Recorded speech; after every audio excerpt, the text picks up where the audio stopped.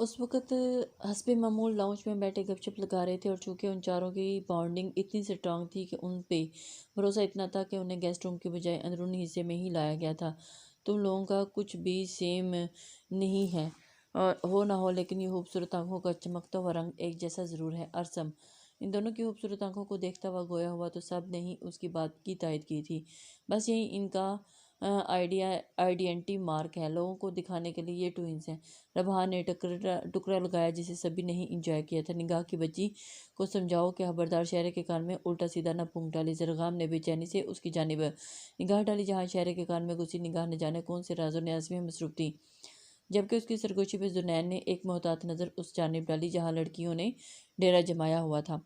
इतनी बेवकूफ़ तो वो हरगिज़ नहीं है, इसलिए बेफिक्र हो।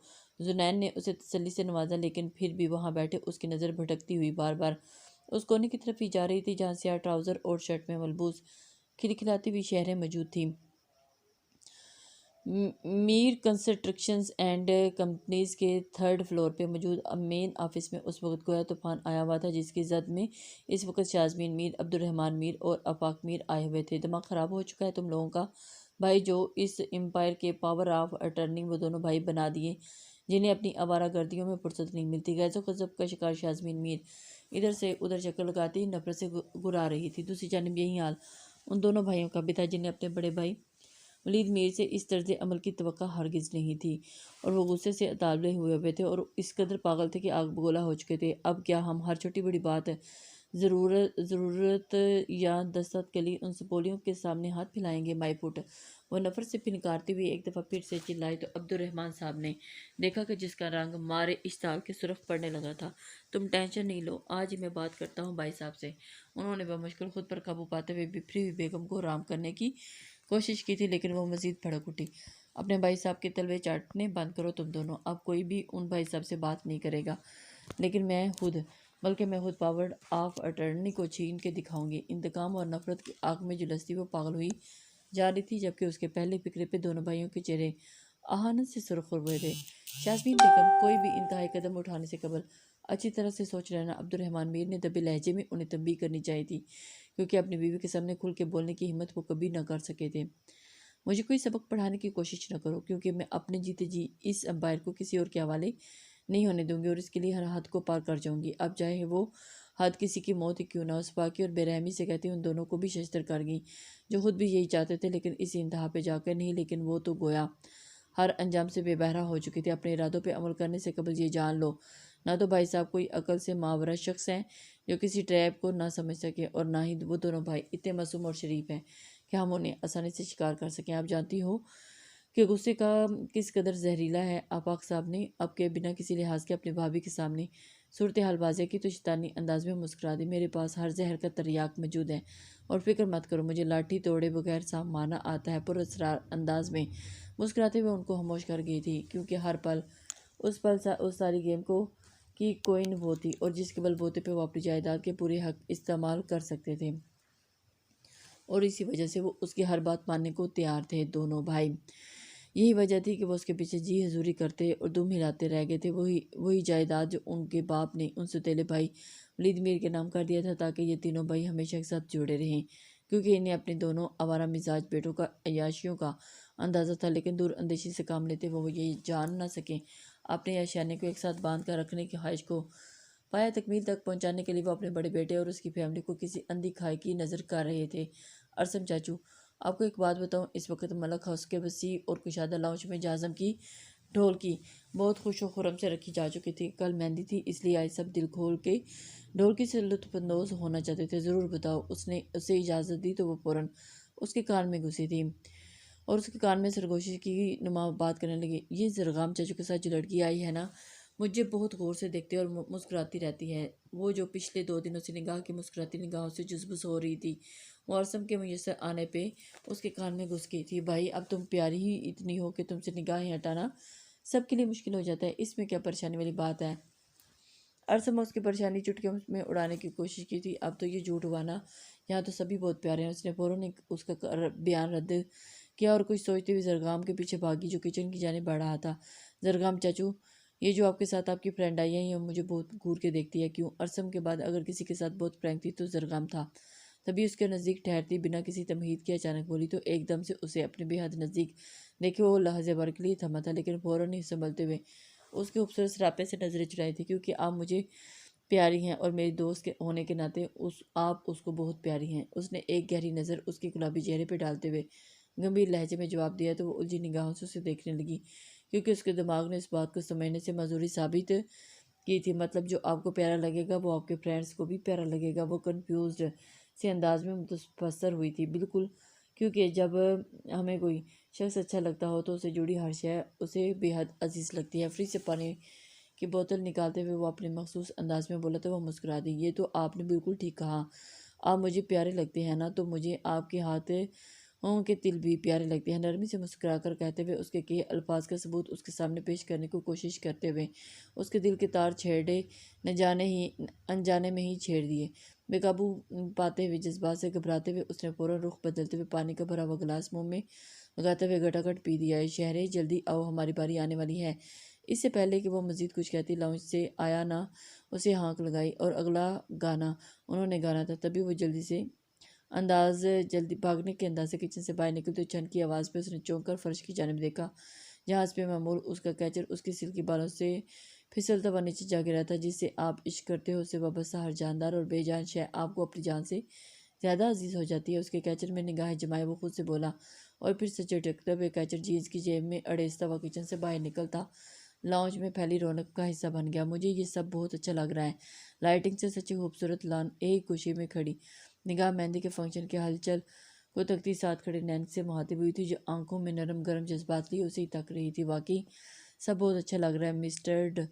مسٹرڈ کلر کے دیدہ زیب فینسی سوٹ میں ملبوس، ہلکے سے میک اپ کے ساتھ کھلے بالوں کے ساتھ کھڑی نگاہ پہ نظریں جمائے وہ گہرے لہجے میں بولا تو اس کے لہجے میں گمبھیرتا وہ چونکی اور پھر اس کی توجہ کا مرکز جان کر وہ چھنپ سی گئی تھی۔ مجھے یوں دیکھنا بند کرو نین، اس نے بھی اپنی چھنپ مٹانے کو ادھر ادھر تکتے ہوئے اسے ٹوکا، لیکن وہ مسکراتے ہوئے اس کے چہرے پہ پھیلے دلکش رنگوں میں کھویا رہا۔ تمہارے خیال میں یہ کیا اتنا آسان ہے؟ لہجے میں خوبصورت جذبات کی مہک لیتا وہ بولتا اس کے دل کو دھڑکا سا گیا تھا، جبکہ چہرہ لال ہونے لگا۔ نین پلیز، اس کی نگاہوں کی حدت سے پھیلتی پگھلتی وہ بے اختیار رخ بدل گئی۔ بہت ایسا کم ہوتا ہے کہ وہ یوں بے اختیار ہوتا، لیکن جب کبھی اس کی نظروں کا رنگ بدلتا تو اس کا دل گویا سینے کی دیواریں توڑتا۔ اس کے ہاتھوں میں دھڑکنے لگا تھا۔ میں اس شادی سے واپسی پہ ماما سے تمہیں ملوانا چاہتا ہوں۔ اس کے کھلے بالوں پہ ایک نظر ڈالتے ہوئے اس نے سر پر دھماکہ کیا تھا۔ وہ جو اس کی جانب رخ موڑے کھڑی تھی ایک جھٹکے سے واپس اس کی جانب موڑی تھی۔ نہیں، میرا مطلب کہ اتنی جلدی اس نے بوکھلاتے ہوئے اسے کہا، جو نہ جانے کیوں دل نظر کو بے حد بلا کیوں محسوس ہوا تھا۔ جس طرح تمہیں یہ دیکھ رہا ہے نا، مجھے تو خطرہ ہے کہ آج ہی نکاح پڑھوا نہ لے، جبکہ تم جلدی کی بات کرتی ہو۔ اس سے پہلے کہ وہ کوئی جواب دیتا بائیں جانب سے آتی ربحان کی شوخ آواز پہ دونوں چونکے فوراً گردن گھمائی۔ وہ تینوں مسکراتے ہوئے ان سے کچھ قدم فاصلے پر کھڑے تھے۔ چونکہ مہندی کی تقریب زور و شور سے جاری اور ساری تھی، وہ لوگ اس وقت نسبتاً طریق گوشے میں کھڑے ان سب کو دیکھ رہے تھے۔ تم یونی میں بے شرمی اور ڈٹھائی کی کلاسز لینے جاتے ہو کیا؟ اس کی شرارت پہ حسب سابق وہ فوراً چڑھی تھی۔ ہوں، میں یہ ان مجنوں کی اولادوں کے ساتھ عاشقی کی کلاس لینے کی کوشش کرتا ہوں، لیکن یہ سب میرے پلے نہیں پڑتا۔ اس نے بے وقت سرگم اور نین کو نشانہ بنایا تو دونوں نے ایک ساتھ بے دریغ انہیں یوں گھورا کہ وہ بوکھلا سا گیا تھا۔ تم سے تمہیں بعد میں نپٹتا ہوں، لیکن نین تم ٹھیک سے سوچا آنٹی نگاہ کے متعلق ویسے تو جانتی ہی ہیں، کوئی جلدی سے فائنل سٹیپ لے لو، کیونکہ تم انکل نگاہ کے والد کی نیچر کو جانتے ہو۔ زرگام نے سنجیدگی سے اسے مشورہ دیا تو وہ آج سے کسی اثر اسبات میں ہلا کے رہ گیا۔ نگاہ، اسی لمحے سمرین بیگم نے نگاہ کو آواز لگائی کہ وہ آ کے لڑکیوں کے ساتھ سٹیج پہ جا کے رسم کرے، کیونکہ وہ اکیلی بہن تھی اور ایسے فنکشنز کو بہت پسند کرتی تھی۔ اس لیے سب کی کوشش تھی کہ اسے ہر فنکشن میں ساتھ لے کے خوب انجوائے کروایا جائے۔ ابھی بھی وہ نین کے بلانے پر کچھ دیر کے لیے ان سب سے دور ہوئی تھی۔ جائیں نگاہ صاحبہ، اچھے سے سب کو کچھ دیکھیں اور انجوائے کریں، کیونکہ آپ کا وقت بے حد نزدیک ہے۔ اسے وہاں جاتے دیکھ کر زنین نے ہانک لگائی اور ان سب کو کھلکھلاتے چہرے کو نہ جانے کیوں تقدیر بہت اداسی سے مسکائی تھی۔ جب فضا ایک دم سے بوجھل ہو گئی تھی، وہ ان تینوں کو ساتھ لیے اسٹیج کی جانب بڑھ رہا تھا، کیونکہ اب لڑکے اسٹیج پر تیل اور مہندی سے لتڑے بیٹھے جازم کی رسم کر رہے تھے۔ اس لیے جب وہ اسی واسطے اسٹیج کی جانب بڑھا تھا، جب تیزی سے اسٹیج پر سے اترتی شہری لہنگے میں پیر اٹکنے کی صورت میں لڑکھڑاتی، ضرور زمین بوس ہوتی جو اسے بروقت ہاتھ تھام نہ لیتا، مگر اسے سہارا دینے کی کوشش میں شہری کے ہاتھوں میں تھامی پلیٹ جس میں تیل، مہندی اور سویٹ، وہ جو رسم کرنے کے لیے اسپیشل اپنے لیے تیار کر کے لائی تھی، اس کے کشادہ سینے سے ٹکرانے پہ اس کے آف وائٹ کرتے کو رنگ گئی تھی۔ ہائے!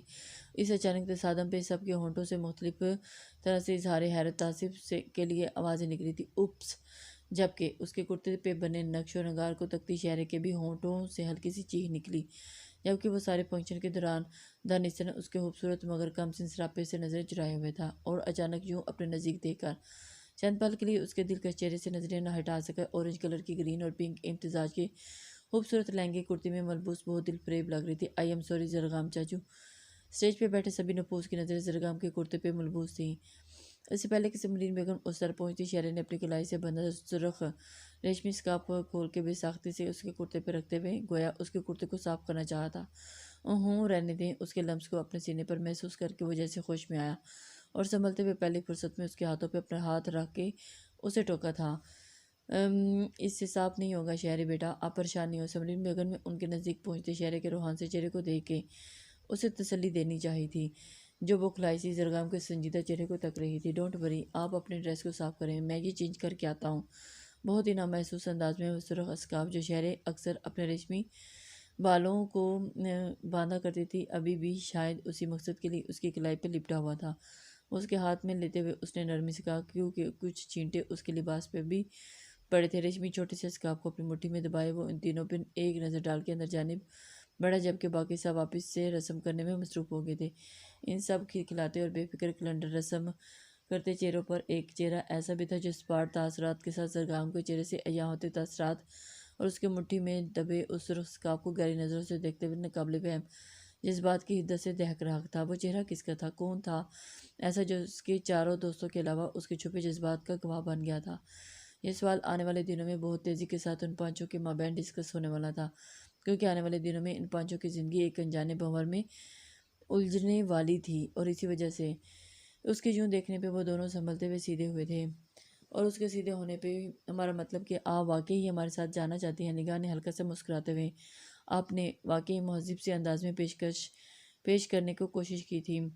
جی واقعی میں آپ کے ساتھ جانا چاہتی ہوں، مجھے فرینڈ کے یہاں جانا ہے اور آپ مجھے وہاں ڈراپ کر دیں، پھر ارسم چاچو مجھے وہاں سے پک کر لیں گے، اس نے زرگام کی جانب دیکھتے ہوئے کہا۔ تو اس نے نظر بھر کے اسے دیکھا اور ہولے سے کھنکھارا، اچھا آ جائیں آپ۔ اس کی آہستگی سے مان جانے پہ ان چاروں نے گردن گھما کے گھورنے کے انداز میں اسے دیکھا، اور پھر زنین فوراً اس کے کان میں گھسا، ہم کیا گاڑی کے باہر لٹک کے آئیں گے یا چھت پہ بیٹھ کے؟ اس نے طنزیہ انداز پہ اس نے خجل ہوتے ہوئے ایک مکہ اس کے پہلو میں رسید کرتے ہوئے شہرے کو دیکھا، جو جلدی سے باہر کو بھاگی تھی تاکہ اپنا گفٹ لے سکے جو فرینڈ کو دینا تھا۔ 10 منٹ کا فاصلہ ہے، ایڈجسٹ تو کرنے میں کیا پرابلم ہے؟ اس نے ان سب کی طرف دیکھتے ہوئے آہستگی سے کہا۔ وہ اس وقت سب سے ملنے کے بعد اپنی گاڑی ہی کے نزدیک کھڑے بہت مدھم آواز میں محو گفتگو تھے۔ تم گاڑی ڈرائیو کرو تاکہ شہری ریلیکس ہو کر آگے بیٹھ جائیں، جبکہ ہم چاروں پیچھے ایڈجسٹ کر لیتے ہیں۔ 10 منٹ کی تو بات ہے، نین نے زرگام کی جانب دیکھتے ہوئے کہا۔ تو اس نے سر اسبات میں لاتے گیٹ سے واپس آتی شہرے کو دیکھا، جس کے ہاتھوں میں گفٹ پیک چمک رہا تھا۔ Hello darling.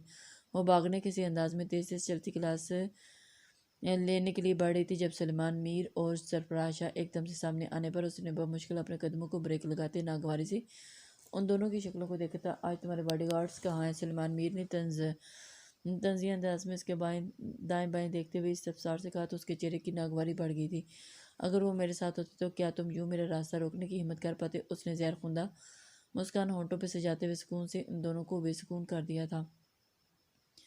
اپنے یاروں کے دم پہ اتنا اچھلنے کی ضرورت نہیں، کیونکہ بہت جلد تمہارے سامنے خوبصورت وجود کو سراغ اس کے گہرے وار سے بمشکل سنبھلتے مکروہ شیطانی انداز میں کہتے ہوئے اس سے قبل کہ اپنی بات مکمل کر پاتے ایک کے ساتھ دوسرے چہرے دونوں کے چہروں پر پڑنے والے زوردار گونسے کے باعث لڑکھڑا سے گئے تھے۔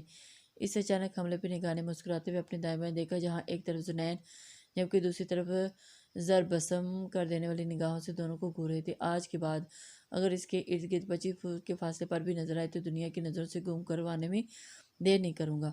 انگشت شہادت اٹھا کر ان دونوں کو برودت بھرے لہجے میں وارن کرتے ہوئے زرگام نے شرربار نگاہوں سے اسے دیکھا، جو ناک سے نکلتے خون کو صاف کر رہے تھے۔ تم لوگ کیا ہمیں دنیا کی نظروں سے گم کرواؤ گے؟ عنقریب تم لوگوں کا ایسا حشر کریں گے تم لوگ پہچاننے میں نہیں آؤ گے۔ سرفراز شاہ سائیں جیسے اپنے اونچے مقام اور خاندان مقام مرتبے کا بڑا گھمنڈ تھا۔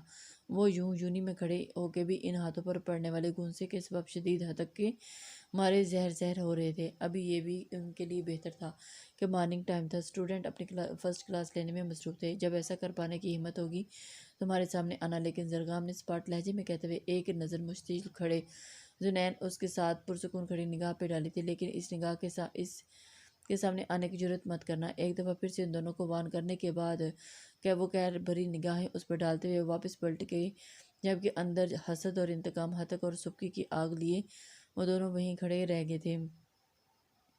ان دونوں کی طرف بڑھتے ہوئے وہ ایک دم سے اسے چکا گئے تھے، کیونکہ اب تم نے بتایا کہ انہیں کہ وہ کمینے تمہیں ٹیز کرتے ہیں۔ نین کو جیسے ہی خبر ملی تھی تب سے ہی وہ بھڑک رہا تھا، جبکہ یہی حال ربحان کا تھا۔ ان کی اتنی ہمت نہیں کہ تم لوگوں کے ہوتے ہوئے بھی نگاہ واحدی کو ٹیز کر سکیں۔ یہ تو نہ جانے کس نشے میں دھت آج انہوں نے ایسی کرنے کی جرات کر لی تھی۔ وہ بڑے مزے سے گردن اکڑاتی ہوئی بولی، کیونکہ یہ سائز تھا کہ کبھی کبھار اسے آتے جاتے کمنٹ ضرور پاس کر سکتے، لیکن وہ جواباً ایسے گہرے وار کرتی کہ بلا سے جاتے۔ یہ شاید آج اکیلے ہونے کے باعث شعر ہو گئے تھے، جو گفتگو میں اس قدر گڑواہٹ کا مظاہرہ کر گئے تھے، مگر ان کی بدقسمتی تھی کہ اس کے دوستوں کے ہاتھے چڑھ گئے تھے۔ جو بھی ہو، تمہیں کوئی ذرا سا بھی پریشان کرنے کی کوشش کرے تم ہمیں ضرور بتاؤ گی۔ یہ بات ذہن سے نکال دو کہ تم صرف نین کے لیے اہم ہو، تم ہماری دوست، ہماری بہن ہو اور ہم سبھی کو بہت عزیز ہو۔ اس لیے آج کے بعد چھوٹی ہو بات بڑی ہو، اہم ہو یا غیر اہم، تم ہمیں اس بارے میں ضرور آگاہ کرو گی۔ ربا نے آگے بڑھ کر اس کے سر پر ہولے سے ہاتھ رکھتے ہوئے سنجیدگی سے کہا، تو پڑتے جذبات سے اس کی آنکھیں نم ہوئی تھیں، لیکن اس نے خود پہ ضبط کرتے ہوئے آنسو واپس نکالے اور مسکرا کے اس کی جانب دیکھا۔ جو آپ کا حکم ایس پی صاحب۔ وہ پانچوں بے شک بہترین دوست تھے، لیکن سب کے سبجیکٹ تقریباً مختلف تھے۔ ربحان اور نین پولیس فورس میں جانا چاہتے تھے، اس لیے ان کی تیاری کر رہے تھے۔ زرگام اور زنین بزنس پڑھ رہے تھے، جبکہ خود سائیکالوجی پڑھ رہی تھی۔ میں ایس پی ہوں تو یہ کون ہے؟ ربحان نے اس کے طرز تحسب پہ مسکراتے ہوئے نین کی جانب اشارہ کیا تھا۔ یہ اس نے سوچنے کی اداکاری کی، یہ دل کی سلطنت پہ لگے کمشنر۔ اس کے سوچنے پہ زنین نے فوراً ٹکڑا لگایا تو سبھی ایک ساتھ کھل کے ہنس دیے تھے۔ اس کے بعد سے دور کہ ان پانچوں کے ارد گرد کسی فصیل کھڑی کرنے کی سازشیں کی جا رہی تھیں، اور وہ اس سازش سے بالکل انجان تھے۔ آپ کو نہیں لگتا مسز میر کہ اب یہ بات اس امپائر کے آگے بڑھ چکی ہے؟ سرفراز شاہ کے والد سفیر شاہ، جو کہ عبدالرحمن میر کے جگری دوست اور اس کے ہر سیاہ سفید کے رازداں تھے، وہ اپنے بیٹے کے یونی میں ہونے والی بے عزتی سے تاحال جلس رہے تھے۔ آپ جتنا چاہیں اس بات کو آگے بڑھا سکتے ہیں، جبکہ جنگ کو نکل ہی پڑے گی، اور تو وجوہات جتنی بھی زیادہ ہوں گی، جنگ لڑنے میں اتنا ہی مزہ آئے گا۔ شاطرانہ انداز میں مسکراتی ہوئی وہ انسانیت سے گھٹیا ترین درجے پہ تھی۔ جیسا کہ آپ سب کو علم ہے کہ ہم سب یہاں اپنے اپنے فائدے کے لیے اکٹھے ہوئے ہیں، ہمیں ان دونوں بھائیوں سے پاور آف اٹرنی چاہیے۔ تمہیں نگاہ واحدی چاہیے۔ اور انہوں نے اپنے دائیں جانب رکھے صوفے پہ بیٹھے خوشگل مرد تبریز واحدی کو، جو کہ نگاہ کا چچا زاد تھا، اس کی جانب اشارہ کیا تھا، جبکہ شاہ سائیں آپ کو اپنے بیٹے کا بدلہ لینے کے لیے زرگام ملک چاہ وہ سپاٹ انداز میں بول رہی تھی کہ جبکہ سفیر سائیں نے اس کی بات منقطع کی، مجھے زرگام ملک اور ربحان گردیزی دونوں چاہیے، کیونکہ زرگام ملک کے بعد وہ کمینہ میرے بیٹے کو اس فلیٹ میں جا کے پیٹ کے آیا ہے۔ وہ ایک دم سے مشتعل ہوتے پھنکارتے ہوئے اس نے سمجھتے ہوئے ہنکار بھرا، اوہ اس کا مطلب ہے کہ وہ بدقسمتی سے یہ 5 اسٹار گروپ اب ہمارے نشانے پہ ہے۔ اپنے ہر پلان پہ عمل کرنے سے قبل یہ بات یاد رکھنا کہ ہمیں پاور آف اٹرنی چاہیے، اور اس کے بعد تم لوگ چاہو بے شک ان کو مار دینا۔ سپاکی سے کہتے ہوئے وہ سفیر سائیں کی طرف دیکھتی ہوئی گویا ان کی تائید کی منتظر تھی۔ ان سے 2 قدم دور صوفے پر بیٹھے عبدالرحمن میر اور آفاق میر اس عورت کے سامنے کٹ پتلی بنے 5 افراد کی زندگی کے بھیانک فیصلے ہوتے ہوئے دیکھ رہے تھے۔ Okay done. سفیر سائیں نے فوراً اس کی بات سے اتفاق کیا تھا، کیونکہ بات صرف ان لڑکوں کی ہاتھ تک تو نہیں تھی، یہ تو خاندانی رقابت تھی جسے نکالنے کے موقع اب جا کے ملا تھا، اور اسی رقابت کے ہاتھوں اس نے سب سے پہلا وار زرگام ملک کے دل پہ کیا تھا، کیونکہ ان پانچوں کے علاوہ ان کی خاموش محبت کو کے گواہ اسد ملک سے بدلہ لینے کا موقع اسے برسوں کے بعد ملا تھا، اور وہ اسد ملک جو اپنے سارے کیریئر میں صرف کیس کے دوران کسی بھی طرح سے بلیک میل نہیں ہوئے تھے، وہ زندگی میں پہلی دفعہ 2 افراد کی جان اور عزت کے لیے اپنے ہی بیٹے کے جذبات سے کھیلنے کے لیے مجبور ہو گئے تھے۔ زنین میں اچھی لگ رہی ہوں نا؟ فرنٹ سیٹ پر بیٹھی نگاہ نے بلا مبالغہ آرائی 10ویں بار جو ان سب سے باری باری سوال پوچھ رہا تھا۔ وجہ بہت واضح تھی کہ آج نین کے ساتھ میر پیلس جا رہی تھی۔ مسز کلثوم میر اسے ویسے تو واقف تھی، اکثر موبائل پہ اس سے بات چیت کرتی تھی، لیکن باضابطہ ملاقات کی نوبت نہ آئی تھی۔ ویسے بھی وہ بہت جا کے نگاہ سے ملنے کا ارادہ رکھتی تھی، مگر اچانک ان کی طبیعت بگڑنے کی وجہ سے وہ خود ہی ان چاروں کے ساتھ ان کی عیادت کے لیے جا رہی تھی۔ یہ تم اب بتا ہی دو کہ تم آنٹی کی عیادت کے لیے جا رہی ہو یا کہ اپنے برد دکھانے کے لیے؟ اس کے بار بار ایک ہی سوال پوچھنے پر اب کے بار ربحان کی زبان کھجلی ہوئی تھی۔ نین، اس نے اس کی شرارت پہ چھنپتے ہوئے زیر لب مسکراتے ہوئے نین کو شکایتی انداز میں پکارا، شرم کرو، تم لوگ کیوں پریشان کر رہے ہو؟ بمشکل مسکراہٹ ضبط کرتے ہوئے اس نے ان کے گھر کیا، لیکن ان کی بتیسی کا ہرگز غائب نہ ہوئی۔ ویسے نگاہ، تم اتنی کانشیس کیوں ہو رہی ہو؟ زر نے اسے ریلیکس کرنے کو پوچھا تھا۔ نہیں، ایسی تو کوئی بات نہیں ہے یار، دیکھو نا، ایک تو اس نے گھر میں اتنی لڑکیاں ہیں کہ جاہز خوبصورت بھی ہوں گی، تو مجھے کیا پتہ نہیں آنٹی کو کیسی لڑکی پسند ہے۔ کال کر کے بات کی تو اس کے اندر بے چینی ظاہر کی۔ ڈونٹ وری، ماما کو وہی لڑکیاں پسند ہیں جو ان کے نینوں کا تارا ہے۔ زنین نے شرارت سے ان دونوں کو چھیڑا تو دونوں بیک وقت چھنپ گئے تھے۔ ایسی ہی گپ شپ کے ساتھ وہ چند منٹ بعد میر پیلس کے پورٹیکو میں پہنچ چکے تھے۔ اوہ!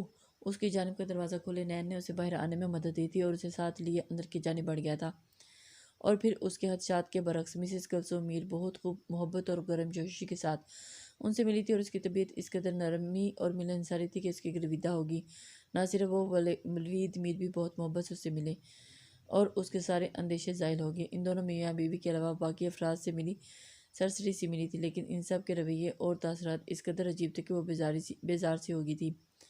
لیکن نین کے لیے وہ مسکراتی ہوئی ان کے پاس سے چند منٹ بیٹھی تھی۔ وہ جو دل میں تھوڑے سے ہوپ اور خدشات لیے آئی تھی، واپسی پہ دلی خوشی سے لبریز ہو کے واپس جا رہی تھی۔ تم کب تک بات کرنے کا ارادہ رکھتے ہو؟ گھر میں فری پیریڈ میں ایک ساتھ بیٹھے بریانی سے لطف اندوز ہو رہے تھے جب نین نے زر کو مخاطب کیا تھا۔ اس ہفتے جب واپس گیا تو کوشش کروں گا کہ ڈیڈ سے بات کروں، کوک کا سیپ لیتے ہوئے اس نے جواب دیا تھا۔ اور پھر کوشش کی جائے کی بجائے عمل کرنا، کیونکہ اس بار میرے اندر شہرے کے منہ سے اپنے لیے جاچو سننے کا حوصلہ نہیں۔ ربحان نے اس کی بات کے جواب پر جس طرح برچسکی سے ٹکرایا تھا، اس کا کہکا فرمائشی گونج اٹھا تھا۔ پھر بس دیکھ، ہمارے جگری کس حوصلے کا مظاہرہ کرتے ہیں۔ زنین کی شرارت سے چمکتی آنکھیں اس وقت زر پہ ہی مرکوز تھی، جو ایک ہاتھ میں کوک کاٹن پکڑے دوسرے ہاتھ کھولے اپنی ہتھیلی کے وس میں بنے سیاہ موٹے تل کو گھو رہا تھا۔ تل کو گھونا بند کر دے میرے بھائی، اس کے اندر سے ہرگز بھی شہریں نہیں نکلنے والی۔ اس کے ارتکاز کو محسوس کرتی اب کی بار نگاہ بولی تو اس نے ہاتھ کا مکہ بنا کے اس کی کرن پٹی کو چوہا تھا۔ شہرے، اور مجھے ٹارگٹ کرنے کے بجائے یہ بتاؤ کہ انکل کیا ری ایکشن ہے؟ نین کے بارے میں جاننے کے بعد زر نے سنجیدگی سے استفسار کیا تو اس کا چمکتا ہوا چہرہ یک لخت بجھ سا ہی گیا تھا۔ اتنا شدید ری ایکشن تھا کہ میں گھبرا گئی۔ ان کا کہنا یہ ہے کہ پہلے اپنی پڑھائی پہ فوکس کرو، پھر ان کے چکروں میں پڑھو۔ ان کے روحان سے لہجے میں سب کے چہرے متفکر ہوئے۔ انکل ٹھیک کہہ رہے ہیں، ہمیں سب سے پہلے اپنی اسٹڈی پہ، اپنے کیریئر پر فوکس کرنا چاہیے، لیکن یہ بات بھی اٹل ہے کہ جو شے یا انسان آپ کے لیے بہت قیمتی ہے، اس کے حوالے سے دل کو دھڑکا سا لگا رہتا ہے۔ اس لیے میں ماما پاپا سے بات کروں گا کہ وہ صبحوں کے ساتھ انکل سے بات کر کے ہماری انگیجمنٹ فائنل کر دے تاکہ فضول قسم کی باتیں بند ہو جائیں۔ نین نے اسے پریشان دیکھ کر تسلی دی تو وہ ہولے سے مسکرا دی۔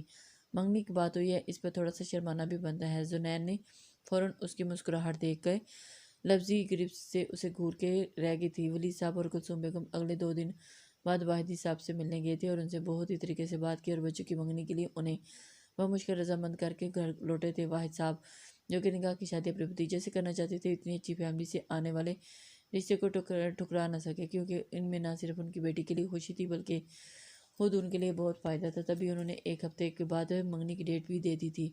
نین اور نگاہ کی جانب سے مکمل طور پر مطمئن ہونے کے بعد زرگام بھی پرعزم ارادہ باندھے ملک ہاؤس جانے کو تیار ہونے لگا، کیونکہ ان سب کے بار بار کہنے پر اس کا ارادہ اسد صاحب سے اپنی خواہش کا اظہار کرنے کا تھا تاکہ بہترین سدبھاؤ کر سکیں۔ تبھی اگلے 24 گھنٹوں میں وہ ملک ہاؤس میں موجود تھا۔ سب سے ملنے ملانے کے بعد ریسٹ کرنے اور کھانا کھانے کے بعد بلا حرارت کے 10:30 بجے اسد صاحب سے بات کرنے کا موقع ملا تھا۔ السلام علیکم ڈیڈ۔ اجازت ملنے پر وہ ان کے اسٹڈی روم کا دروازہ کھولنے کے بعد اندر داخل ہوا۔ وعلیکم السلام۔ ایک بھرپور نظر اپنے نوجوان بیٹے پر ڈالتے ہوئے انہوں نے اسے بیٹھنے کا اشارہ کیا۔ ڈیڈ، مجھے آپ سے ایک ضروری بات کرنی ہے۔ ہمیشہ سے اسے تمہید باندھنے سے چڑھتی، اس لیے کوشش ہوتی کہ وہ ڈائریکٹ مدعے پر آئے۔ تبھی اس نے فارمل گفتگو کرنے کے بجائے انہیں اپنی جانب متوجہ کیا۔